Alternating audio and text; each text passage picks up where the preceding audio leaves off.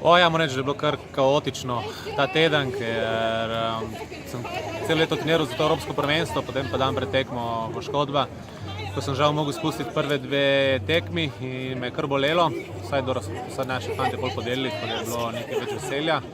In nisem pa bil še siguren, bom lahko štartu šprint ali ne, ampak potem sem šel Petru v bolnico, so me pregledali, sem videl, da je zlomljeno rebro, ampak so mi rekli, da lahko tekmujem in s pomočjo protibolečinskih tablet je potem se dalo veslati, tako da ni bila bolečina tako močna kot prva 2 dni. In danes pa, ja, moram reči, da super vožnja. Jaz mislim, da bi težko lahko ponovil tako vožnjo.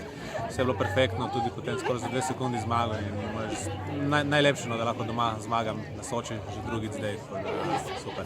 Tim je, mislim, danes kar malo presenetil, ja, nas vse, tako da pozitivno, tako da super.